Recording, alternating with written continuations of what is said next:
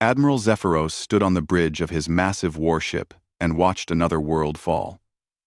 The last defense station around Altair Prime exploded in a bright flash of orange light. Pieces of metal and debris floated away into the darkness of space.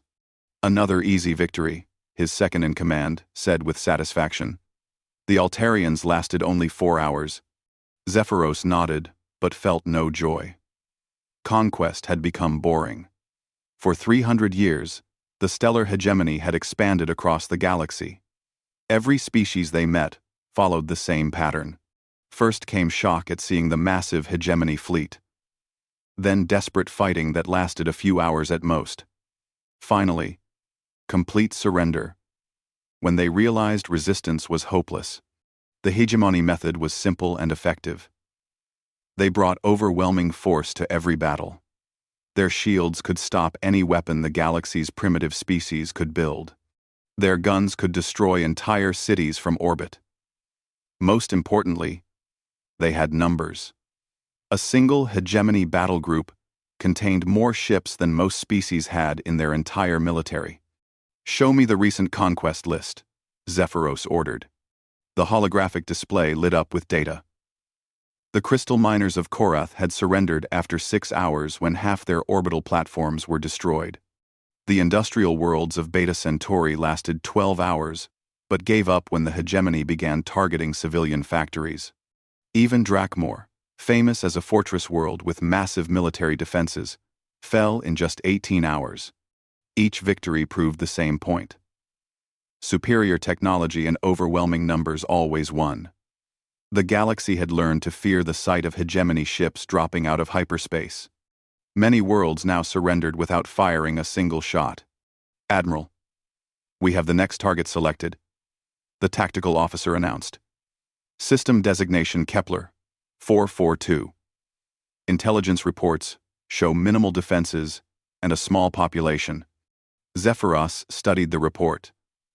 The system contained one habitable world called New Sol, settled by a species called humans. According to the files, humans were new to space travel.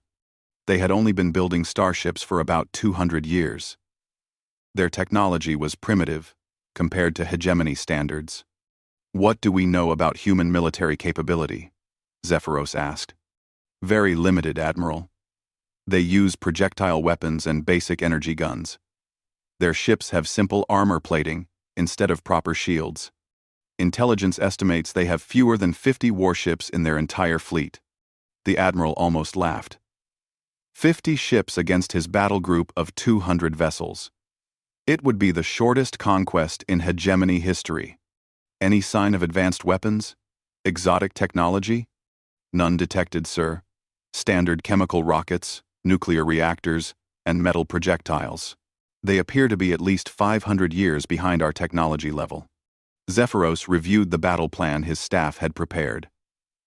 It was identical to every other conquest. Jump into the system, demand surrender, and destroy any resistance with minimal effort. The whole operation should take 3 hours at most. "Sir, we detected a small human patrol ship at the edge of their system," the sensor officer reported. "It scanned our fleet for approximately 30 seconds before jumping away." "Did it escape?" "No, sir. We destroyed it with a long-range shot, but it may have transmitted data about our approach." Zephyros waved dismissively. "It doesn't matter what they know. Advance warning has never helped any species resist us. Fear just makes them surrender faster." The crew began final preparations for the attack. Weapon systems charged to full power. Shields activated to maximum strength.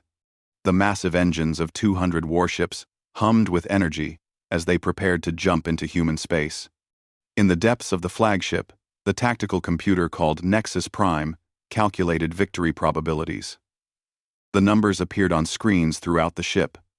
Chance of hegemony victory, 99.7%. Expected resistance duration, 2.3 hours. Projected human casualties, total. "All ships report ready for hyperspace jump," the navigation officer announced. "Excellent. Begin the attack," Let's add another easy victory to our record.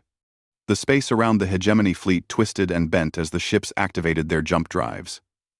Reality blurred for a moment, then snapped back into focus.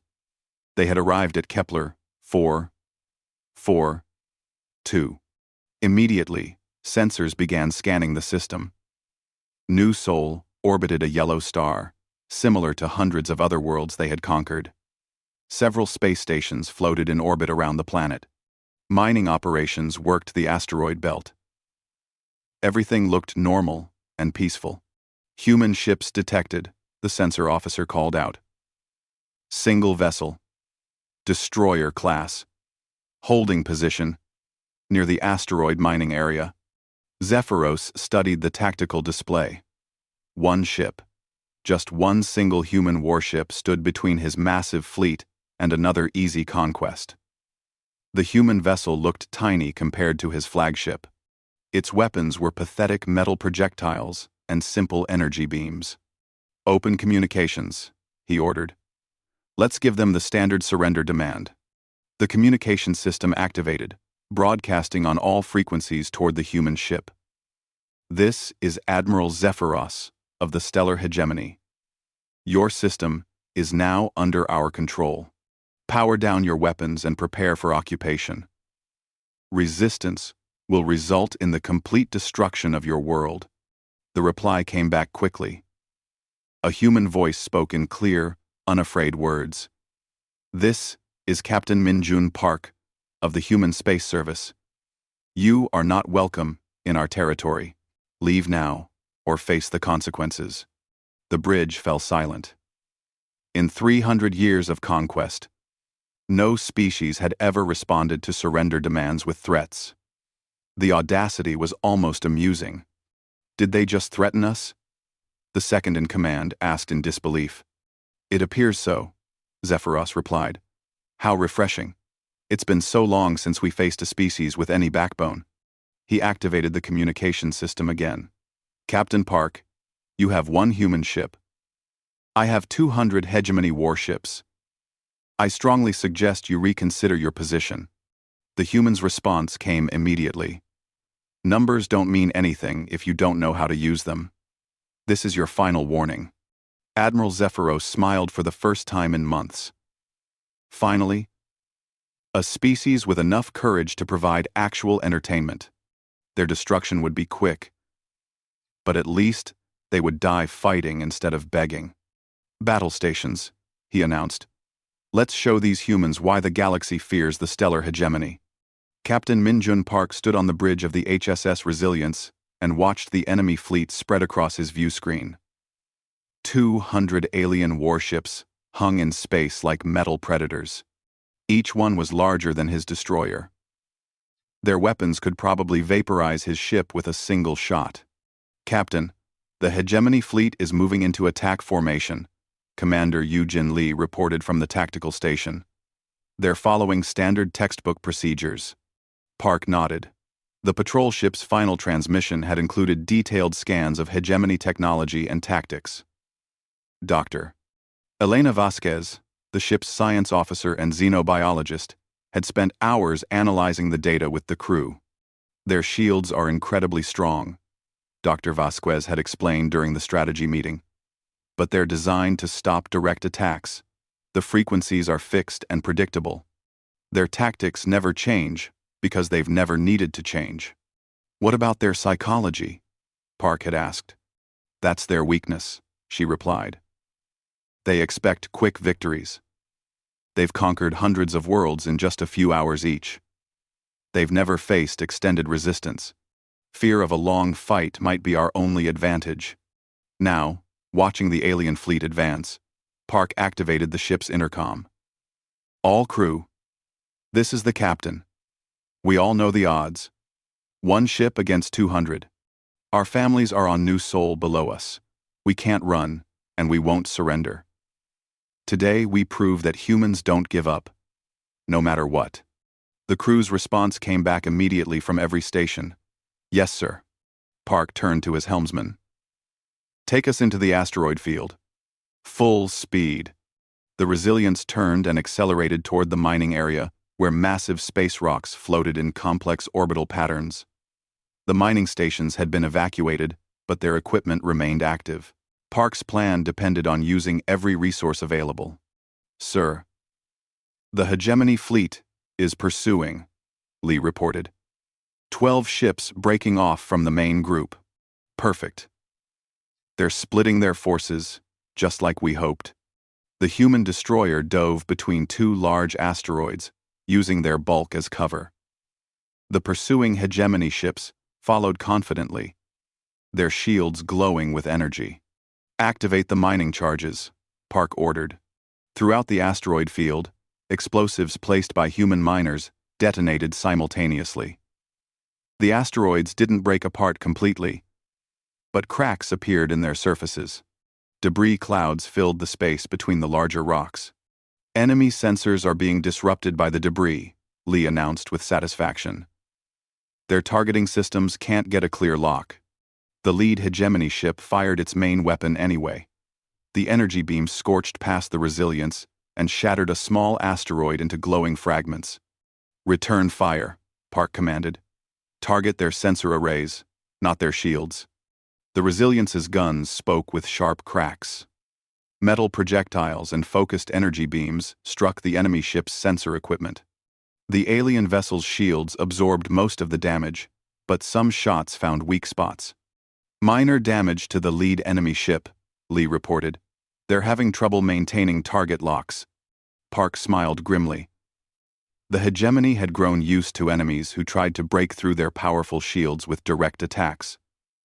Instead, the humans targeted specific systems and used the environment as a weapon. "Helm, take us around Asteroid 7. Use its rotation to slingshot us behind the enemy formation." The resilience curved around a massive spinning rock, using its gravity to increase speed without burning fuel. The maneuver brought them behind 3 hegemony ships that were still trying to navigate the debris field. "Fire on their engines," Park ordered. This time the human weapons found their targets. One enemy ship lost propulsion and began drifting helplessly. Another took damage to its maneuvering thrusters and collided with an asteroid. On the hegemony flagship, Admiral Zephyros watched the tactical display with growing confusion. "How are they doing this? Our ships have superior firepower and defenses." "The humans are using unconventional tactics," his tactical officer replied. "They're not trying to fight us directly. They're using the environment and targeting our weaknesses. It's just one ship. Destroy it." But destroying the human vessel proved more difficult than expected. The resilience moved through the asteroid field like it belonged there, using mining tunnels and gravitational effects to avoid enemy fire. When hegemony ships followed too closely, the humans triggered more mining charges to create new debris clouds. "Admiral, we're taking unexpected casualties," a ship captain reported over the communication system. "Request permission to withdraw and bombard the asteroids from long range." Zephyros felt anger rising in his chest. No primitive species had ever forced his ships to retreat. "Negative. Continue the attack. It's one human ship against our entire fleet." But the longer the battle continued, the more problems appeared. Hegemony ships designed for quick victories found themselves in a complex 3-dimensional maze where their technological advantages meant less. The humans had turned the entire asteroid field into a weapon. Dr. Vasquez monitored enemy communications from her science station. "Captain, I'm detecting increased stress indicators in their voice patterns. Their crews are becoming nervous." "Good," Park replied. "They've never faced an enemy that refused to give up quickly." The battle continued for 3 hours. Then 4. Then 5. Each hour that passed made the hegemony crews more uncomfortable. They had never fought an engagement that lasted this long. The resilience took damage but kept fighting. Hull breaches were sealed with emergency patches. Damaged weapons were repaired with spare parts. When the main reactor was hit, the engineering crew rerouted power through backup systems. "Sir, our ammunition is down to 30%, Lee reported. "Then we'll have to make every shot count," Park replied. A new communication came from the Hegemony flagship. Admiral Zephyros's voice carried less confidence than before. "Human ship, you have fought bravely. Surrender now, and we will spare your world." Park's response was immediate. "We told you to leave. That offer is still available." Duem. The audacity of the human response stunned the Hegemony crews into silence. Here was a single damaged ship, fighting against impossible odds, still making demands instead of begging for mercy. For the first time in 3 centuries, the stellar Hegemony faced an enemy that simply would not break. The battle had been raging for 8 hours. Admiral Zephyros stared at the tactical display in disbelief. His fleet of 200 ships was being held at bay by a single human destroyer that should have been destroyed hours ago. "Status report," he demanded. "We have 12 ships damaged, sir." His tactical officer replied nervously. 3 are completely disabled. The human vessel continues to evade our attacks using the asteroid field. How is this possible? We have overwhelming superiority. The officer hesitated before answering. "Sir, they're not fighting like any enemy we've faced before. They use the environment as a weapon. They target specific systems instead of trying to break our shields. And they refuse to surrender, despite taking heavy damage." On the bridge of the Resilience, Captain Park wiped blood from a cut on his forehead. The last enemy attack had shaken the ship badly, causing several crew members to be thrown against bulkheads. "Damage report," he called out. "Port weapons array is offline," Commander Lee announced. "Hull breach on Deck 3 is sealed, but the compartment is vented to space. Main sensors are working at 60% efficiency." Dr. Vasquez looked up from her station. "Captain, I'm monitoring Hegemony communications. Their crews are showing signs of serious stress. Voice analysis indicates fear and confusion. They've never been in a battle this long." "What about their commander?" "Admiral Zephyros is becoming increasingly frustrated. He's making tactical errors because he's angry instead of thinking clearly." Park nodded. This was exactly what they had hoped for. The Hegemony's greatest weakness was their expectation of quick victory. The longer the battle continued, the more their morale would crack. "Sir, incoming transmission from the mining station Epsilon," the communications officer announced. Park activated the channel. A gruff voice came through the speakers. "Captain, this is Mining Foreman Kim Soo-young. We've been watching the fight from our shelter. We want to help." "Kim, this is a military operation. You need to stay safe." "Well, with respect, sir, this is our home too. We have 3 cargo ships loaded with mining explosives. If you can get some of those Hegemony ships close to the main asteroid cluster, we can do some real damage." Park considered the offer. It was incredibly dangerous, but they needed every advantage they could get. "Kim, those are civilian vessels. They have no weapons or armor." Quote, "We know the risks, Captain, but we're not going to hide while you fight alone." After a moment, Park made his decision. "Understood. Coordinate with Commander Lee for targeting data." The plan that developed was simple but desperate. The human miners would pilot their cargo ships directly at enemy vessels, detonating their explosive cargoes at the last moment. It was a suicide mission, but the miners volunteered without hesitation. "All civilian ships, this is Captain Park. You don't have to do this." Foreman Kim's voice came back strong and clear. "Captain, our families live on New Sol. If we don't stop these invaders here, who will?" The 3 mining ships launched from hidden positions among the asteroids. They were slow and unarmored, but they moved with determination toward the enemy formation. Admiral Zephyros saw the approaching vessels on his display. "What are those ships?" "Civilian mining vessels, sir. They appear to be on attack courses." "Civilian ships? Attacking us? Destroy them immediately." But the miners had timed their attack perfectly. They emerged from behind large asteroids, where Hegemony sensors couldn't track them properly. By the time the enemy ships could target them, the miners were already too close. The first cargo ship struck a hegemony cruiser amidships. The explosion tore through the alien vessel's hull, causing massive internal damage. The ship didn't sink in space, but it was effectively destroyed as a fighting unit. The second mining ship targeted the enemy flagship. Zephyros watched in horror as the small vessel approached his massive warship. Point defense guns fired desperately, but the human pilot held his course. "Brace for impact," someone shouted. The explosion rocked the flagship from bow to stern. The bridge lights flickered, and several control stations sparked with electrical fires. The ship's main weapon systems went offline. "Damage report," Zephyros roared. "Command and control systems heavily damaged," came the reply. "We've lost communication with half the fleet." The third mining ship completed its run against another enemy cruiser, adding to the destruction. In the space of 5 minutes, 3 civilian volunteers had caused more damage to the hegemony fleet than most military forces achieved in hours of fighting.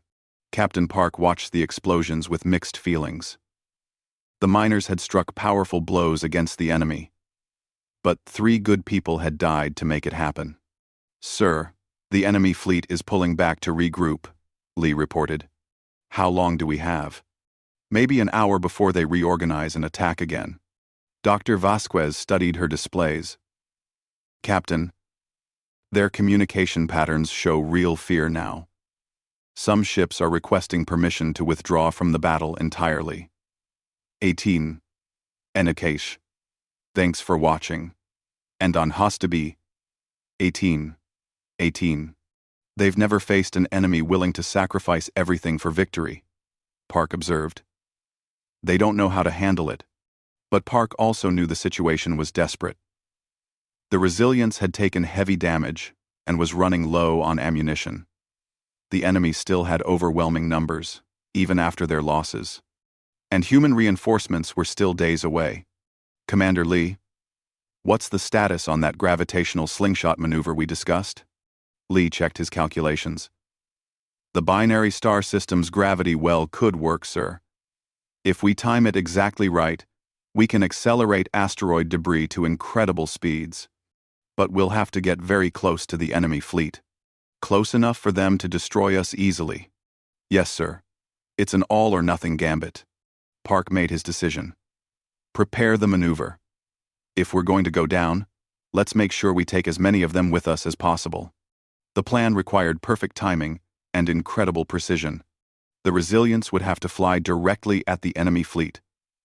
Use the star's gravity to accelerate debris into kinetic weapons, and somehow survive long enough to see the results. As the human destroyer began its desperate final attack run, Admiral Zephyros realized something that shook him to his core. For the first time in his career, he was genuinely afraid of losing a battle. Captain Park gripped his command chair as the Resilience accelerated toward the enemy fleet. Behind them, carefully positioned charges detonated throughout the asteroid field, sending massive chunks of rock flying toward the binary stars that dominated the system. "Gravitational calculations confirmed," Commander Lee announced. "The debris will reach maximum velocity in 4 minutes." "And how long until the enemy fleet can destroy us?" Park asked. "Approximately 3 minutes, sir." Dr. Vasquez looked up from her station with concern. "Captain, I'm detecting massive reinforcement signals. More hegemony ships are jumping into the system." Park's heart sank as new contacts appeared on the tactical display. What had been 200 enemy ships was now over 400. The odds had gone from impossible to absolutely hopeless. "How many ships, Doctor?" "At least 200 additional vessels, sir. They're spreading out to surround the entire system." On the hegemony flagship, Admiral Zephyros felt relief as his reinforcements arrived. "Admiral Krex, your timing is perfect. This single human ship has caused us considerable embarrassment." "One ship?" came the surprised reply from the reinforcement commander. "Your distress call made it sound like you were facing a major fleet engagement." Zephyros felt heat rise in his cheeks. "The humans are using unconventional tactics. They refuse to surrender and fight with reckless desperation." "Sir, the tactical officer interrupted. The human ship is approaching at high speed. They appear to be on a suicide run. All ships, focus fire on that vessel. End this madness now. Hundreds of weapons turned toward the approaching Resilience. Energy beams and projectiles filled space around the human destroyer. The ship's shields, weaker than hegemony technology, began failing under the massive assault. Hull breaches on multiple decks, Lee reported as the ship shook violently. We're losing life support on the lower levels. Engineering, can you give me more power to the engines? Park called out. Engineer Kim Soo-young's voice came over the intercom. Captain, I can give you full power for maybe 2 more minutes. After that, the reactor will shut down to prevent a core breach. 2 minutes is all we need. The Resilience continued its desperate charge directly at the heart of the enemy formation. More hits registered against the hull. Sparks flew from damaged control panels. The artificial gravity fluctuated, making crew members grab onto their stations. 1 minute to gravitational effect, Lee announced. Park opened a channel to the entire ship. All hands, this is the captain. In 1 minute, we're going to hit those alien ships with everything we've got. If we don't make it through this, remember that we held them off for 12 hours. 12 hours that our families used to prepare defenses on New Sol. Whatever happens next, we've already won. The crew's response echoed through the damaged corridors. Yes, sir. At exactly the right moment, massive asteroid chunks reached the gravitational influence of the binary stars. Physics took over as the rocks accelerated to incredible speeds, becoming kinetic projectiles that no shield could stop. The effect was devastating. Asteroid debris, moving at significant fractions of light speed, struck the hegemony fleet like the hammer of an angry god. Ships that had seemed invincible moments before crumpled under impacts that released more energy than nuclear weapons. Direct hits on multiple enemy vessels, Lee shouted over the sound of alarms. We've destroyed at least 15 ships and damaged dozens more, but the Resilience had paid a heavy price for the attack. The ship was barely holding together, and enemy fire continued to pour in from all directions. Captain, we have to abandon ship, Dr. Vasquez warned. Life support is failing, and the hull can't take much more damage. Park looked around his damaged bridge. His crew had fought with incredible courage, but the ship was dying around them. All hands, prepare to abandon ship. This is not a defeat. We've proven that humans cannot be conquered easily. As escape pods began launching from the Resilience, long-range sensors detected something that changed everything. Commander Lee stared at his display in amazement.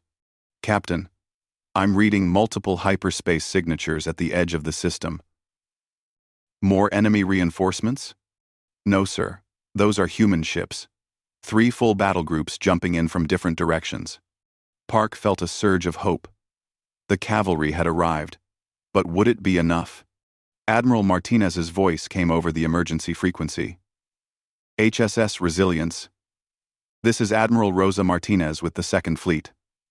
Sorry we're late to the party. Admiral, this is Captain Park. Be advised. Enemy forces number over 400 ships with advanced technology. Understood, Captain. We've been tracking the engagement through your transmissions. Outstanding work, holding them off with a single destroyer. On the Hegemony flagship, Admiral Zephyros watched the new human forces with growing alarm. Fresh ships, undamaged, and ready for battle, were taking positions throughout the system. Sir, what are your orders?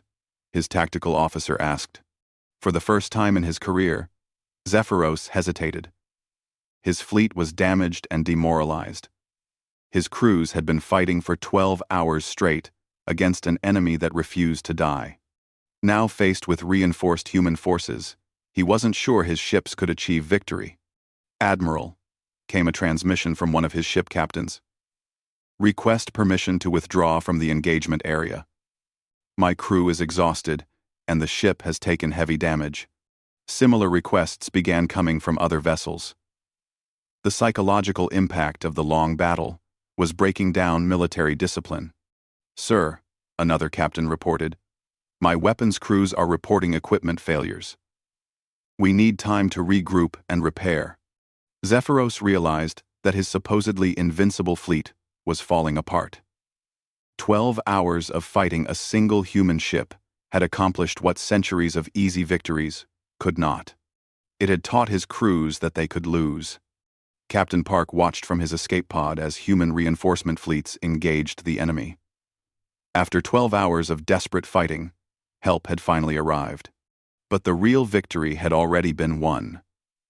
The stellar hegemony, undefeated conquerors of the galaxy, had been held at bay by human determination and courage. The age of easy conquest was over.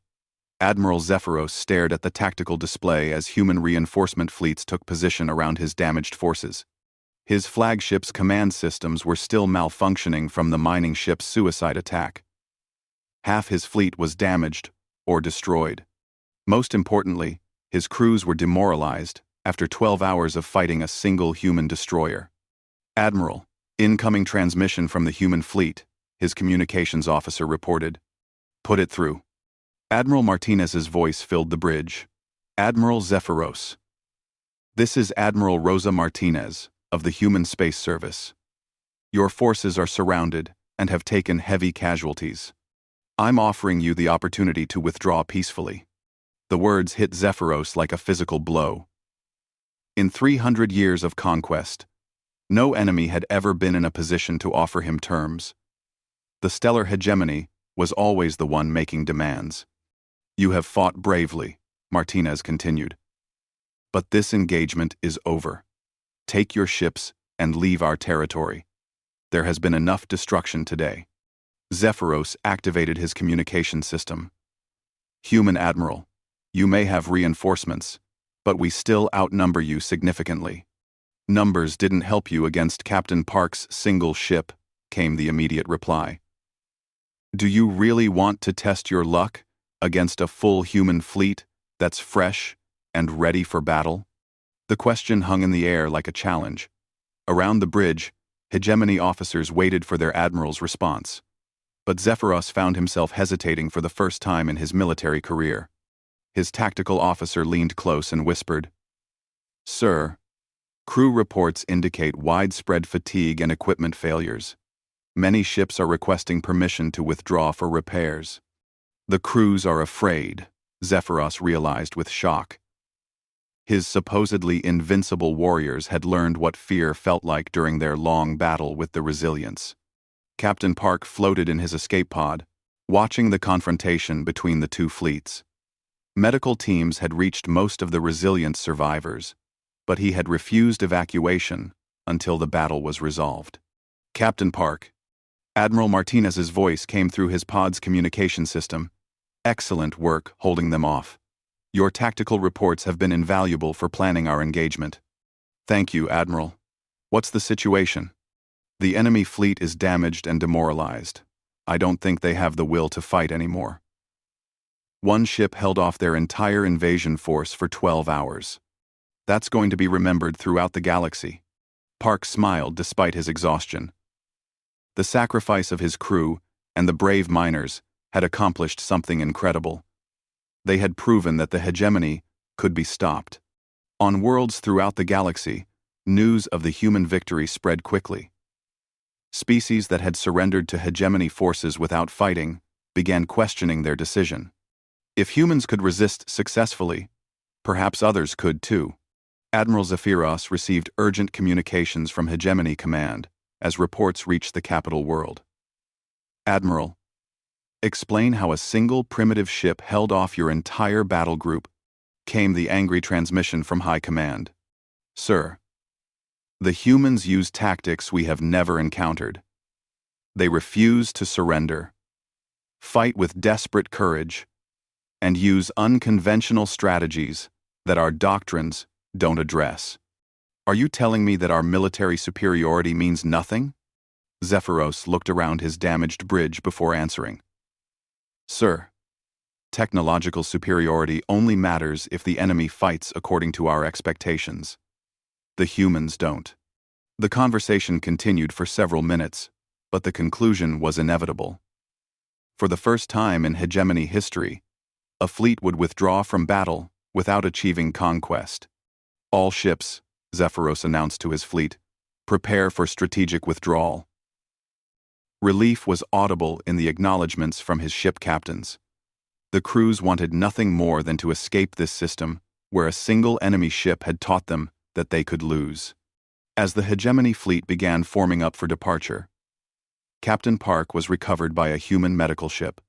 Dr. Vasquez and Commander Lee had also survived, along with most of the Resilience's crew. "Captain, Dr." Vasquez said as medical teams treated his injuries. "Early reports suggest our victory is having effects throughout the galaxy. Several conquered worlds are already beginning resistance movements." "One battle won't end the hegemony," Park replied. "But it might be the beginning of something bigger." Admiral Martinez addressed both fleets over an open channel. "Today has proven that the age of easy conquest is over. The galaxy will no longer bow to superior numbers and technology alone. Courage, determination, and tactical creativity are forces that cannot be overcome by any weapon." The hegemony fleet jumped away into hyperspace, leaving the Kepler 442 system for the first time in 3 centuries without achieving victory. The psychological impact of their retreat would ripple across the galaxy for years to come. 3 months later, Captain Park stood on the bridge of his new command, the heavy cruiser HSS Indomitable. He had been promoted to admiral after the Kepler 442 engagement and given command of the newly formed Interspecies Defense Alliance. "Sir, incoming message from the Altarian government," his communications officer announced. "They're requesting military assistance. They want to throw off hegemony occupation." "Tell them we'll send advisors immediately," Park replied.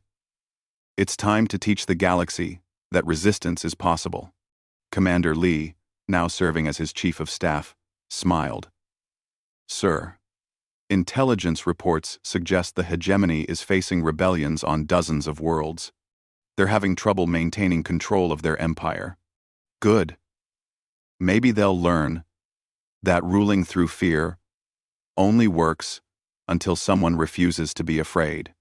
Dr. Vasquez looked up from her analysis station. "Admiral, psychological profiles of hegemony forces show significant changes since our engagement. Their confidence is shattered, and they're questioning their own invincibility." Park nodded thoughtfully. "One human ship against their entire fleet. We held them off long enough to prove they could be stopped. Sometimes, that's all it takes to change everything." The victory at Kepler 442 had done more than save one human world. It had shown the galaxy that determination and courage could overcome any technological advantage. The stellar hegemony still existed, but they would never again inspire the same fear they once had. The age of easy conquest was over. In its place rose a new era, where freedom was worth fighting for, no matter the odds.